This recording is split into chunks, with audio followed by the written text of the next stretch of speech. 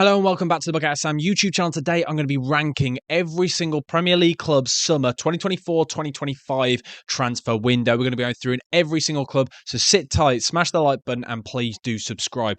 Right, let's get straight into this. We're going to start off with Arsenal. I've got all the transfers on this screen over here, so we'll talk about the key transfers, not every single one because we're going on forever. Start off with Arsenal, where they've got in Ricardo Calafiori for 42 million, Moreno for 27 million, David Raya for 27 million, Neto on loan and Raheem Sterling on loan. So to start off with the transfers in, now I think straight away what I love about these transfers and what I love about the business that Arsenal have done in this window is that a lot of those players there are instant players straight into the starting 11. They're going to be competing. These aren't all just fringe players. Like Raheem Sterling will be knocking on Martinelli's door to be getting into the squad. Calafiori can either be playing in the centre-back position or the left-back position, a position that people have been spoken about that they need a bit more depth, and he could potentially come in for either Timber or for Zinchenko. He could even start, you don't know. Moreno, he's going to be coming in and starting straight away because we've noticed Partey hasn't really been up to standards for me for a while now for Arsenal. So I think what most likely will happen is Rice will drop into that 6 role and then Moreno will come in and play straight away. So straight away,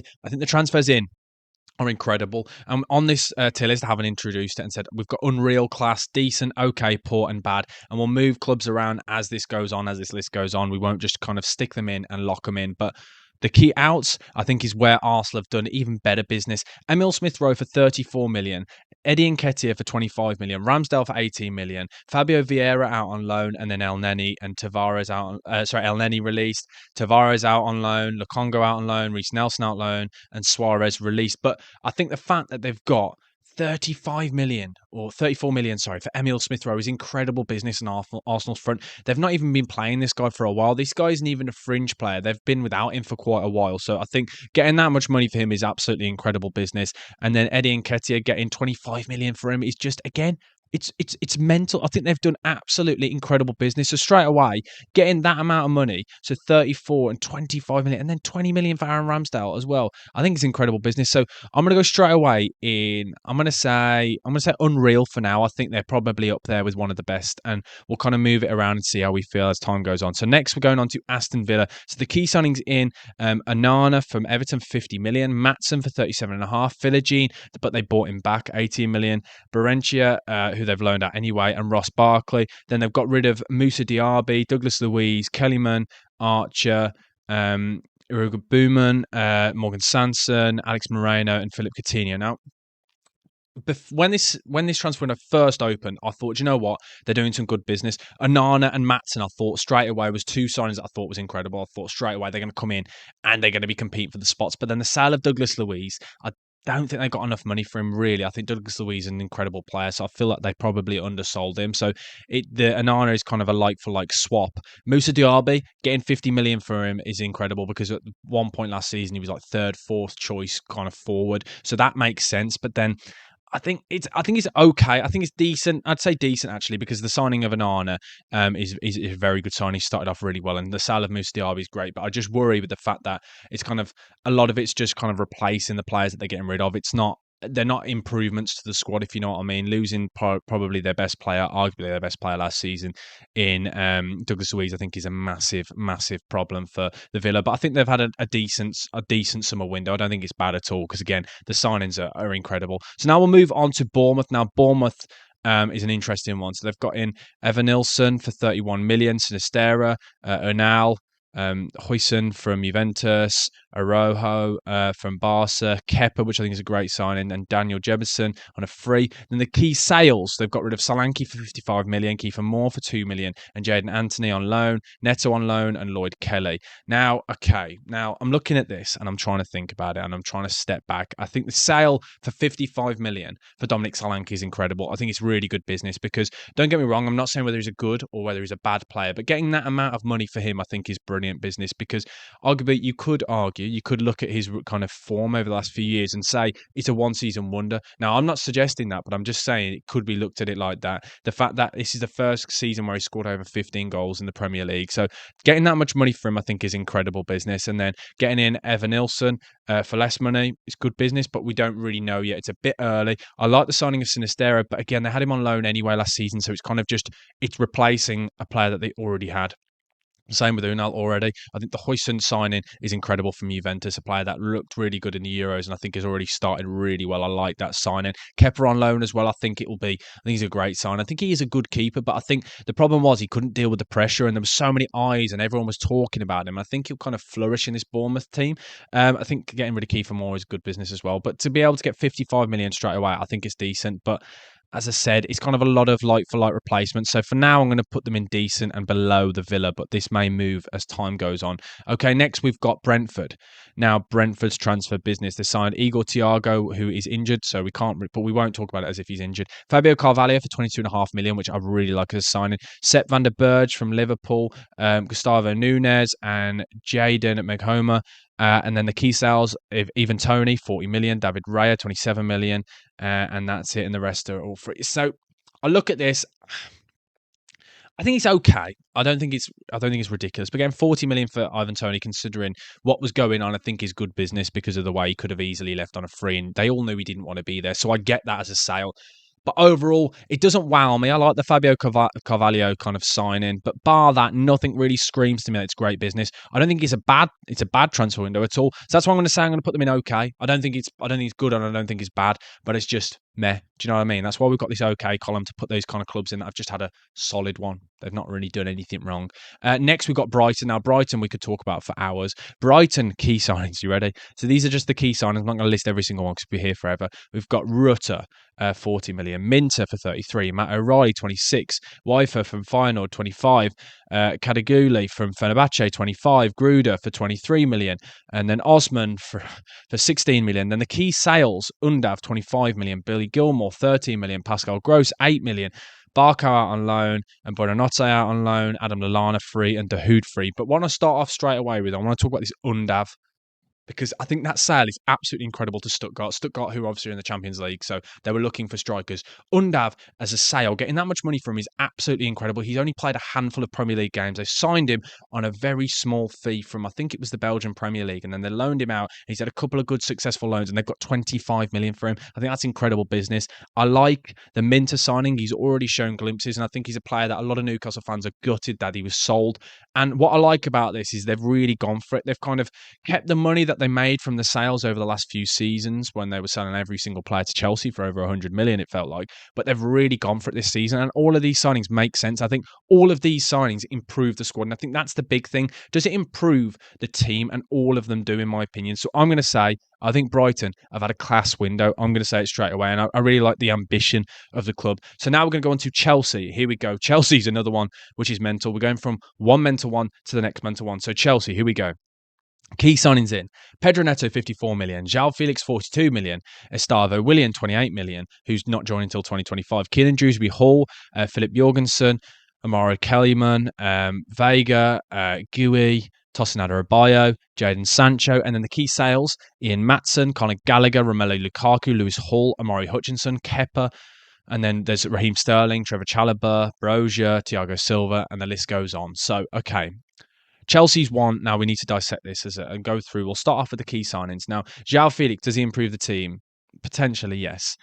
Neto, I think, is a good signing. I really like that. Keenan Dewsbury Hall, I don't get at all. I don't really understand the signing. Same with Jorgensen. It's another goalkeeper to add to the roster because they've got 20 million goalkeepers, it feels like. I feel like they've got 9 goalkeepers now at the club. Doesn't really make sense. Gui, another striker who is unproven. Tosinada Abayo, I like as a signing, but then I don't understand why they've got rid of the other centre-backs. Jadon Sancho, another one I don't really understand why you'd sign him because, again, they've got wingers literally in abundance. They've got so many of them. So I don't understand how he improves the team. I don't understand how he would ever get into the 11. So that really kind of baffles me a bit. But the sales, Ian Matson, I really like him. I think he had an incredible season at Burnley when he was there on loan. Then he had a really good season last season with Dortmund. So again, I know they got a good fee for him, but I just don't get it as a sale. Conor Gallagher, I do not get. Now, this is where I think they've had a really poor summer transfer window. I don't understand why on earth they get rid of Conor Gallagher. No, I understand it's the PSR rulings, but we're going to actually talk about the actual footballing decisions here. We're not talking about rulings and finances and things like that on that side of it. But the sale of Conor Gallagher, he was the player who played the most minutes than any other player last season. He was incredible. He was a talisman. He was a player that I never used to really rate that highly. Even being a West Brom fan, I thought he was okay. But last season, he really stood up and was counted for. I thought he was absolutely incredible and really stood up, especially when players like Reece James were constantly injured. And I thought he was the talisman last year. And I don't get the sale of it. I really don't get it. Then players like Lukaku, I understand that people wouldn't want him in the squad, but all of these kind of players would improve their first team. I look through this list. I think Maatsen would play in their first 11. I think Conor Gallagher would. I think Lukaku, there's an argument that he could. Even Lewis Hall, I get it was again a pre-agreement to be sold, but all of these players could start. Amari Hutchinson, I think, is a great sale, by the way. I think 22 million for him is an absolute. It's ludicrous money spent by Ipswich, but I think it's a great sale. Kepa going out on loan, I understand they need to get rid of some keepers, but I just look at it and I don't understand how it's all worked. And players like Trevor Chalobah and Raheem Sterling and your likes of Conor Gallagher, all these players understand Chelsea. They understand they've played in the Premier League. I know maybe Maatsen not so much, but Chalobah and Sterling and players like that have been around this camp. They understand what it means. That there's winners in there.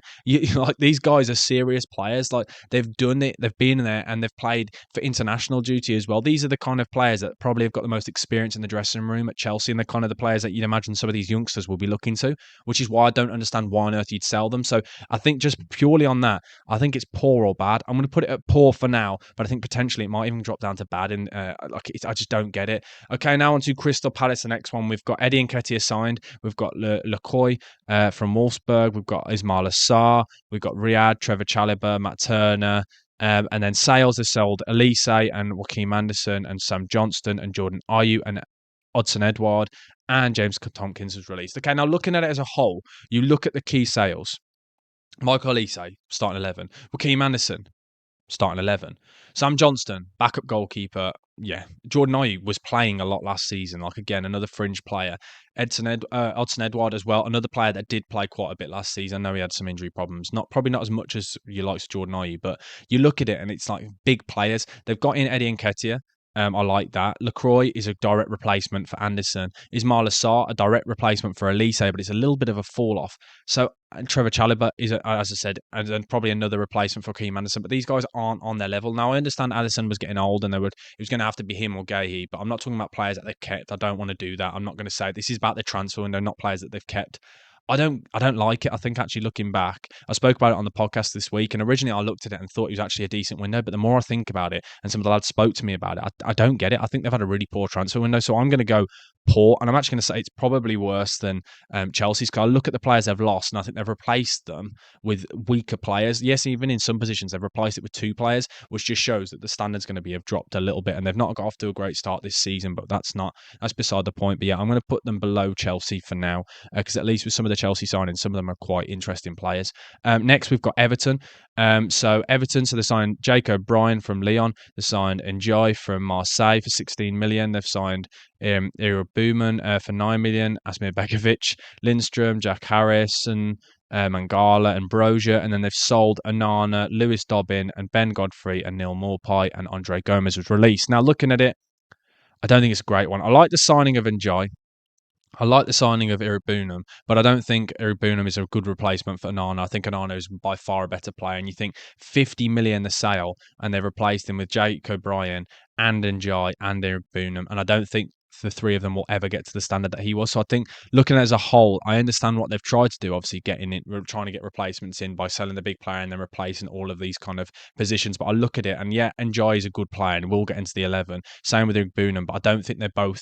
I think Njai is probably slightly better and a player that everyone will get excited about, because when he was at Sheffield United, he was killing it in the Championship. Like, I really liked him as a player, and I don't know how he really got on at Marseille, but obviously not too well if he's been sold already. But I kind of look at it and think those two, yes, will get into the starting 11, but will they have as much of an impact as Anana did? Anana was the best player last season for Everton by far. He kind of really stood out with the rest. And Iribunum, even though he's a good, exciting youth product, he's not going to step in and instantly kind of replace Anana. It's a drop off in that position. So I just look at it and I think it's another poor one. I think it's probably above Chelsea and above Palace, but I'm going to just say, saying that, I'm going to put it below Chelsea, but above Crystal Palace in poor. Okay, next on to Fulham. Here we go. So Fulham. Now, this is a really interesting one with some of the signings. We've got Emil Smith-Rowe for 34 million bought. We've got Joaquin Anderson for 30 million bought. We've got Sander Berge for 20 million bought. Then Reece Nelson on loan and Ryan Sessegnon on a free. Then the key sales they've sold João Palhinha for 42 million. They've got rid of Tim Ream. But I look at this as a whole, and I think it's an interesting one. Now, Joaquin Anderson, I think, is a great signing. Don't get me wrong. I think it's incredible. That as a replacement for Tosin Adebayo, I think, is a like-for-like replacement. João Palhinha is a massive loss, but I think Emil Smith-Rowe is a really interesting one. Now, I personally don't get it as a signing. I still don't know where he can play, and I think with his injury problems, it's quite a risk spending that amount of money, and I like the ambition, though. Sander Berge is definitely not a direct. Supposed to be a direct replacement for Palhinha, but I think it's a bit of a drop off. So I don't really rate it, but I understand the ambitions there. So I'd probably say they'd be an okay ahead of Brentford though. So I think it's a solid one. I don't think it's anything out of the ordinary though, really, because I think some of the losses. Kind of like direct for replacements, if you know what I mean. Okay, then now moving on to Ipswich, another crazy transfer window. But to start off with, they've not really got rid of any players. It's just freeze. There's no sales. Amari Hutchinson, 22 million. Jack Clark, 15 million. Liam Delap, 15 million. Jacob Greaves, 15 million. Dara O'Shea, 12 million. Burich, 10 million. Smodix, 9 million. Ogbene, 8 million. And then the rest are all loans, with Connor Townsend around 1.5 million reported.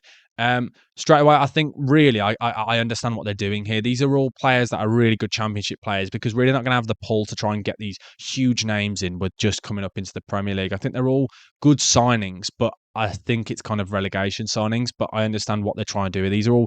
They've kind of shown ambition by spending a lot, but on players that are kind of sensible signings, players that they're not all going to lose. These players can probably stay around if they were to get relegated, but they're good enough to be in that kind of that cap of players that are in the relegation zone from like 16 and below. I like the signing of Jack Clark. I think he was incredible last season at Sunderland, and was great when he came through at Leeds, and when he was sold to Tottenham, it kind of didn't really work out. It's good to see him getting a second chance in the Premier League. Liam Delap, I don't rate. I've never really seen him play too well, whether it was at Hull or Stoke on loan in the Championship. Jacob Greaves, I really like as a sign. I think he was a great player for Hull last season. Dara O'Shea, I think it's an okay sign. I'm a West Brom fan. I really liked him when he was in the Premier League for the Albion, and he had a solid season for Burnley last year, so I like it. Bit of experience. Same with Muric. So it's okay again. So I'm going to put it at the top of okay. I think what they're doing here is it's showing ambition by spending much, not by the caliber of players, but I think it's showing ambition that they've improved the squad. Actually, by saying that, then it's going to be decent, because all of these signings improve the starting 11. All of them do. So yeah, I'm going to put them in decent and above Bournemouth. I've just argued with myself, and that's why these videos are really good. The more you talk, the more you kind of change decisions and make decisions. Now we've got Leicester. Now, Leicester's an interesting one. They've signed Kunis for 20 million from Genk, Oliver Skip for 20 million, Fatawu for 17 million, Okoli from Atalanta, Jordan Ayew, Golding, Buonanotte on a loan, same as Edouard, and Bobby Diacovo-Reed on a free. They've sold Keenan Dewsbury Hall and got rid of Sutar on loan and Iheanacho on a free. Now, straight away, they've lost their best player in Keenan Dewsbury Hall. He was absolutely incredible last season in the Championship. He was Maresca's main man. So I think that on its own is worrying. But then you look at kind of the replacements. I think Oliver Skip isn't a better player. I don't really look at the majority of these signings and think they're going to improve the starting 11. Like, I think it lacked ambition. I think at least with the Ipswich signings, you kind of see what they're trying to do. Whereas I'm not a fan of this. So I think really, I think Leicester have had I'd say a poor, but I think it's above Palace. But I think they've had a poor transfer window. I look at it and I don't see where it's like the thought process behind it. Now on to Liverpool. Now Liverpool again. Now we're doing with this. We're not talking about players they've kept. We're talking about sales and signings. Now Liverpool, the key signings that they've made is Federico Chiesa for 10 million and Mamadashvili, but he's coming next season, so that's not really a signing. So Chiesa is a signing of 10 million. I know it's a bit of a steal, and everyone likes to think, oh, this is incredible, but his injury record is absolutely horrific. That is the reason why Juventus were willing to get rid of him on such a cheap. He's literally hasn't been fit now. He's been on and off and been unfit now for 3 seasons, so it's a bit of a risk. So I don't really like the transfer business they've done, and I know a lot of people say, but they've kept all these players. That's not what the point of this video is. We're talking about their transfer window. We're talking about sales and signings. That's the way we're going to do this, because then we can kind of go into real details with every single team. The sales, Fabio Carvalho for 22.5 million, I think is an incredible sale. Sepp van der Berg for 20 million, I think is good. Bobby Clark going on 10 million. So I think the sales are good, but I think it's really lacking ambition, because you think about it, the money that they've made there, you're looking at 40, 45 million, 55 million, like around 60 million, and they've spent 35 of it, and only 10 of it can actually direct the team now. So I think that none of the sales are kind of losing out and making the squad weaker, in the sense of all the players that they've sold aren't starting 11 players or even fringe players. So I get that. So I think it's poor.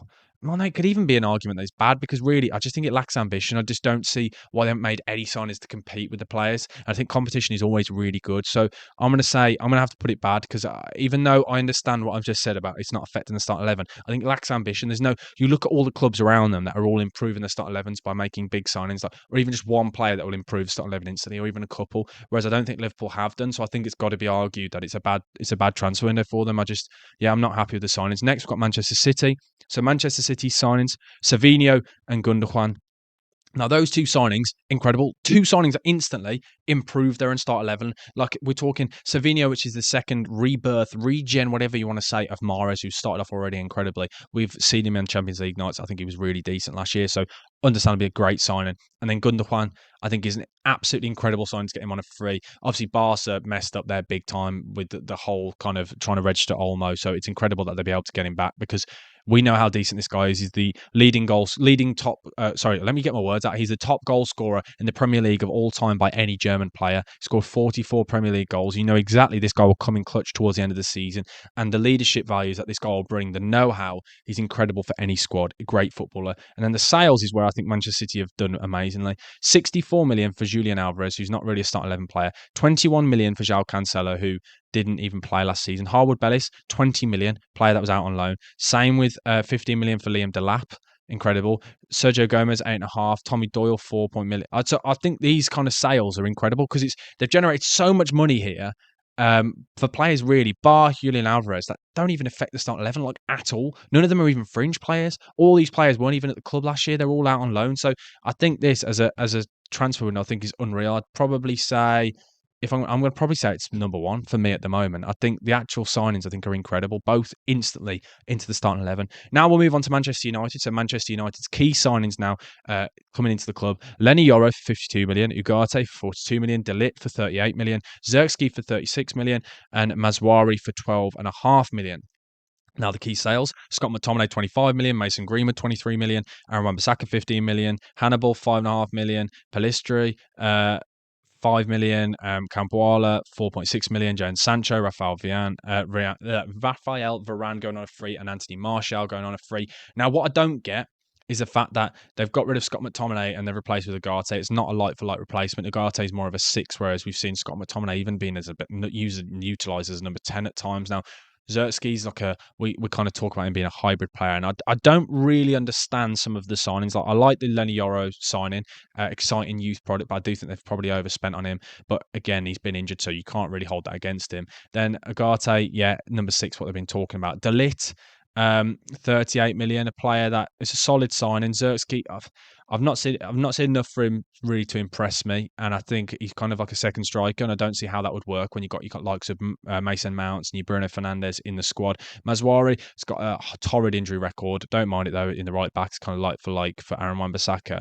But I look at this and I think they're losing Scott McTominay, which is a start 11 player, and Wan-Bissaka was also a start 11 player. So last season at times, so I think a lot of these, there's not many that really improve the squad instantly. I don't see Xerxes coming in and improving instantly. Mazwari, it's a like for like. De Ligt, I think that improves. Yes. Yoro, we don't. It's too early. Ugarte, but yeah, potentially. So I think it's okay. So I'm going to put them at the bottom of okay. If I was going to personally say it, I think that it's just a solid signing, isn't it? Really, I don't think they've had an awful window, but I don't think they've had a great window. Next, we've got Newcastle. Newcastle, a very interesting one. Now, we're not going to be talking about PSR, but the sales that they've made: Elliot Anderson for 35 million, Minter, Matt Ritchie, Ryan Fraser, Karius, and Paul Dummett. Oh, gutted Paul Dummett's gone. The streets won't forget, player legend of the game. Lewis Hall signing, Osula, and John Ruddy. And Lloyd Kelly on a free. Like, you look at that, I just think it's awful business in. Like, I think the sales, and then you look, Elliot Anderson, fringe player, but he was playing. Minter was supposed to be the player that was going to kind of break through this season. Everyone's excited. So I think they've had a poor transfer window. Like, I think it's better than Everton. Is it better than Everton's? Probably. Is it better than Everton's? Do you know what I'm going to say though? I think it is better than Everton's, but I think Chelsea need to move up now. Looking at the poor list there, like I'm looking at it and I think, no, actually, ignore me, because I've just thought about what happened to Gallagher and players like that. So I'm arguing myself here. But I look at those kind of signings, but none of them improve the squad. So actually, I'm going to say Newcastle at the bottom of poor, maybe even bad. I'm going to put them in bad because you look at it and you think about none of the signings actually like improve the starting 11 bar Lewis Hall. The rest are, I just don't get them as signings at all. So next we've got Nottingham Forest. So Nottingham Forest have bought in Elliot Anderson, Morata, Milenkovic, Carmo, Sosa, Jota Silva, Miguel, Eric De Silva Moreira, Alex Moreno, James Ward-Prowse. Now, straight away, I like the Moreno signing. I like the James Ward-Prowse signing. I like the Anderson signing. All of those players, I think, improved the starting 11 instantly. Then the sales, they've got rid of Nikata, Aurel Mangala, Joe Worrell. I think looking at that, I think it's an improvement on last season. So I think they've had a decent window. So I'm going to put them at the bottom of decent. I think it's a very solid window, maybe actually above Bournemouth. I think some of those signings really make sense. Like Ward-Prowse and Chris Wood is just a match made in heaven.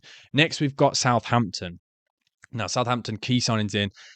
Here we go. Harwood Bellis, Flynn Downs, Ramsdale, Fernandez, Archer, Bren Brereton Diaz, Sugawara, Nathan Wood, Ronnie Edwards, Ugo Chukwu from Chelsea on loan, Cornet on loan, Charlie Taylor on a free, Adam Lallana on a free, Ryan Fraser on a free. But then they sold players like Alcaraz, who I really liked last season, Mara, Kaleta Carr, Mekhoma, Che Adams, Stuart Armstrong. So a lot of the players there that they've lost were involved in the starting 11 and in the team last season. But I do think some of the signings are interesting. Like I like the Cameron Archer signing, I like the Aaron Ramsdale signing.